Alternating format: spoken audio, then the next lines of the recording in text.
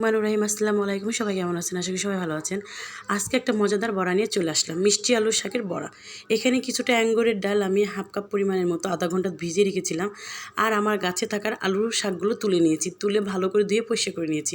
তারপরে একটা ব্লেন্ডারের মধ্যে কিছুটা কাঁচামরিচ 4-5টা, আর একটা পাকা মরিচ, কিছুটা পেঁয়াজ কুচি, এগুলো দিয়ে ভালো করে আমি ব্লেন্ড করে নেব। এই বড়াটা এত মজা, অবশ্যই কিন্তু ট্রাই করবেন। আমার জিনিসগুলো সব কিছু একসাথে ব্লেন্ডার করে নিয়েছি। তারপর একটা বাটিতে ভালো করে ঢেলে নিচ্ছি।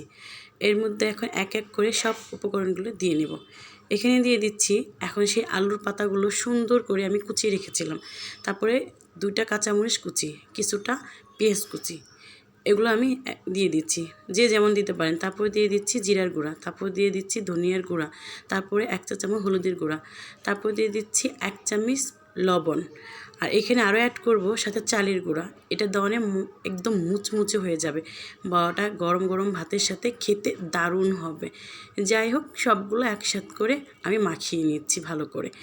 আপনারা বিশ্বাস করেন, এই আলুর শাকের বড়াটা এইভাবে একবার ট্রাই করবেন। যদি চালের গুঁড়া না থাকে তাহলে আটা বা ময়দা কিছুটা ইউজ করতে পারেন। তারপরে একটা পরিমাণ মতো একটা প্যানে আমি তেল দিয়ে নিলাম, কিছুটা সয়াবিন তেল দিয়ে দিচ্ছি, তারপর দিয়ে দিচ্ছি কিছুটা সরিষার তেল। আমি 2টা তেল একসাথে করে এই বড়াটা বানাবো, কারণ এত সুন্দর ঘ্রাণ আসে 2টা তেল একসাথে মিক্স করে বড়াটা ভাজলে।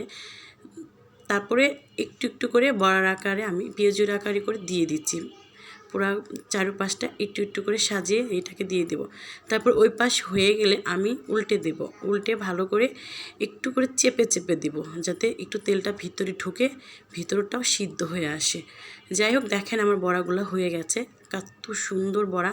অবশ্যই কিন্তু একটা কমেন্ট লাইক করে যাবেন, আর পাশে থাকার বেল বাটনটা বাজিয়ে যাবেন। সবাই কিন্তু ট্রাই করতে পারেন, বাসায় অবশ্যই ট্রাই করবেন। ভালো থাকবেন, সুস্থ থাকবেন।